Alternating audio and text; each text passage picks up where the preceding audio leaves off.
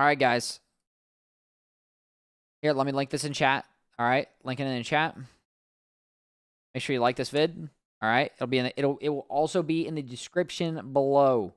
Okay, say hi YouTube, guys. Say hi to YouTube. We're running it. Okay, Elden Ring mythology connections to the Souls Barbers. Okay, free like, let's send.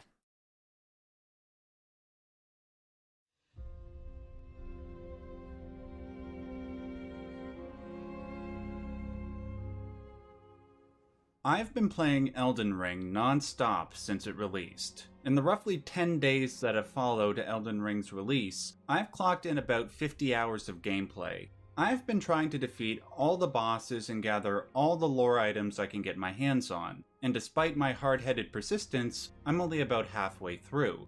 The game is overwhelmingly huge, bigger than any prior From Software game. He's playing on like a PlayStation 4 to do a or video something. attempting to explain the story of Elden Ring, but because of the game's unprecedented scope, it's going to take a while. That said, I will be releasing videos on specific pieces of Elden Ring lore before I release a full-on explanation of the game's story. This is the first of those videos. Before I begin, I will warn all of you that there will be parts of Elden Ring that will be spoiled. There will also be spoilers from the Dark Souls games and Dark Bloodborne. Souls 1, so if you good. don't want to learn about any of that just yet, I've never played please Bloodborne. bookmark this video and come back to it later. Now, Never played let's get Bloodborne, started. but it looks incredible. For several years, fans have speculated that From Software's games all operate within the same universe, specifically Dark Souls and Bloodborne. Though the games almost have nothing to do with each other, there are hints that the worlds in these games exist alongside each other in parallel absolutely, dimensions. I need to. Though I see the concept discussed a lot in fan forums, It looks incredible. most of the big Soulsborne YouTubers haven't discussed it. Those that do either ignore or are unaware of the elements that might link these games together. About a year ago, I released a theory video that tried to correct that state of affairs, that tried to explain the finer details of how and why these games were connected. Today, I wish to re-invoke that theory because... Is this like the Pixar theory? Sit on that. Is this going to be like the Pixar theory? Elden Ring provides several pieces of evidence in favor of it. Evidence that puts Elden Ring in the same universe as the other games. I will recap the main points that I made in that video. First, as we know, in the Dark Souls series, there are these things called arch trees. These trees function much like the world tree from Norse mythology, in that the worlds of the Dark Souls games exist either on top of the arch trees or on their branches. Take notice of the way that they are spaced out and how they reach up into the sky. Now, in Bloodborne, we see something similar in the hub area known as the Hunter's Dream. Pillars that are evenly spaced out and that stretch up into the sky. I, like many other people, theorized that these are either a reference to arch trees or are arch trees. The second thing that I want to bring your attention to is in Dark Souls 3. That the undead humans, the Hollows, appear to transform into trees upon death. Really? I'll get to the finer details of these two elements in a moment. Just focus on the visuals for now. In Elden Ring, we see references to both of these elements. In the area known as Siofra River, we see the same visual of the trees/pillars stretching upwards and being evenly spaced out. In co-op story, as procedurally generated dungeons, you can co-op. There's also another area where we see this game, but I will save that for later. In several of the underground boss arenas, we see human flesh grafted onto tree roots, suggesting the same connection that the Hollows/humans just had like in Dark Souls 3. So the question is, why these two elements seem to be shared across all these games? I will recap what I said in my old video and then incorporate the new pieces of evidence from Elden Ring. Ever since the release of Dark Souls 3, there was this theory that the hollows that turned into trees would provide saplings that turned into new arch trees. These new arch trees would come about after the Age of Dark came to pass, when the Age of Fire began again.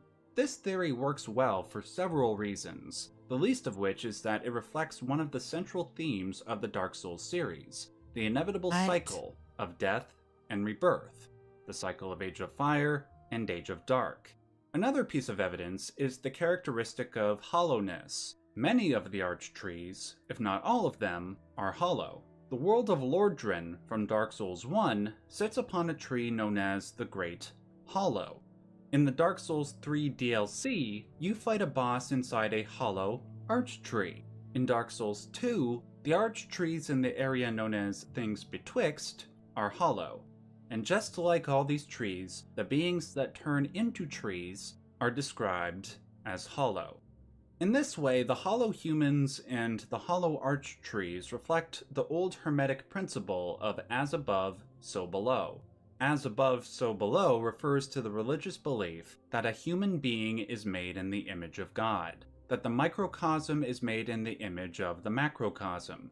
The microcosm in this case is the undead hollow human, and the macrocosm is the arch-tree. I bring this up because Bloodborne makes reference to this type of language as well.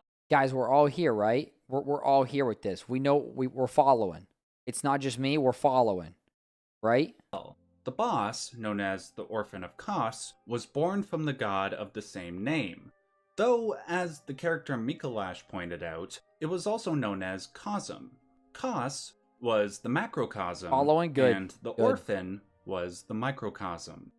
Now that we're on the subject of Bloodborne, I will now link the function of the Dark Souls arch-trees to the ones in the Hunter's Dream.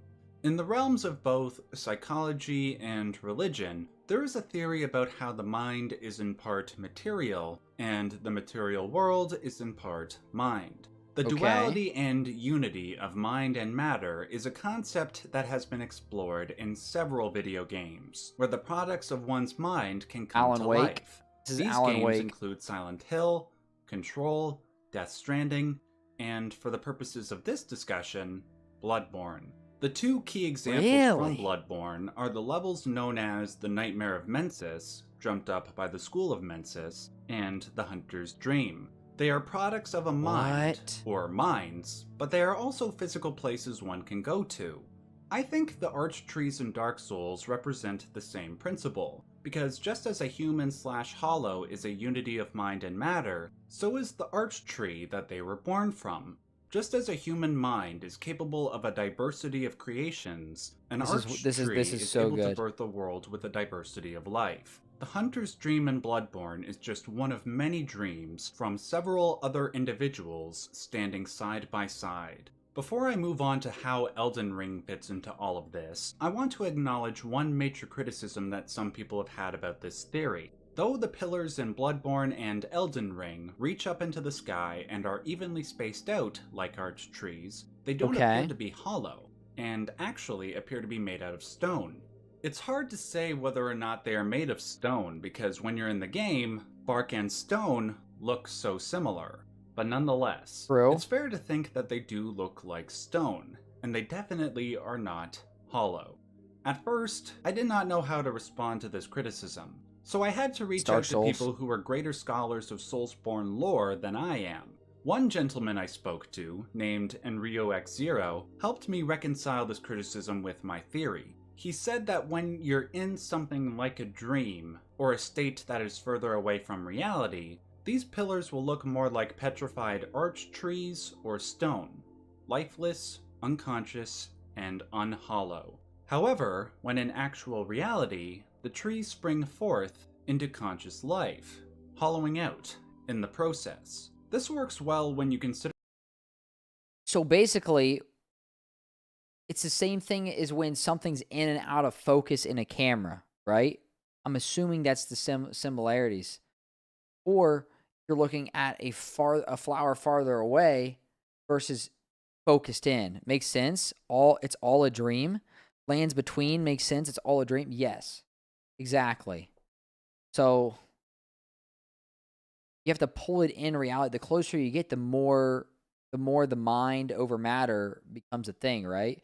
When you're in an airplane in the sky looking down, it doesn't look real. But the moment you put your feet on the ground, it it puts your mind in that reality state, right? Is that The fact that the hunter's dream that's what I'm is, getting out of it. well, a dream. It also works well A dream. when you consider Seafloor River, where Elden Ring's pillars are located. This area is underground, in a dreamy, unreal location where many things are inverted. If this does not seem like a reasonable explanation, if you think I'm reading too much into all of this, consider the other place that these trees/pillars show up in Elden Ring. Spoilers for the very end of the game in 3, 2, 1. At the very end of the game, you can go inside the Erd tree and then fight a character named Ratigan. Yep, we know. We already know. Him, you fight a boss known as the Elden Beast in an area that looks a lot like Ash Lake from Dark Souls 1, albeit a more cosmic, unreal version of it.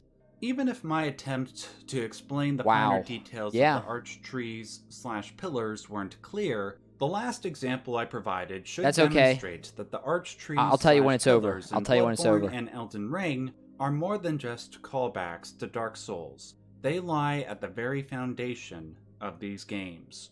Aside from the arch trees, there are many other reasons to believe that these worlds are connected. The basilisk enemies from the Dark Souls games show up in Elden Ring. The concept of madness in Elden Ring, and how it can only affect humans, seems to be ripped right from Bloodborne's concept of frenzy.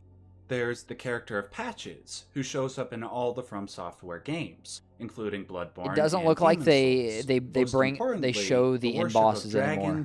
I skimmed through it. It looks like you're good. Everywhere in Elden Ring. In case you don't know, the character of Aldia from Dark Souls 2 attempted to transcend the undead curse by merging human beings with dragons. This is how characters like Shanalot came about. The character of crossbreed Priscilla from Dark Souls 1, though not created by Aldia, is strongly suspected to be the progeny of a dragon.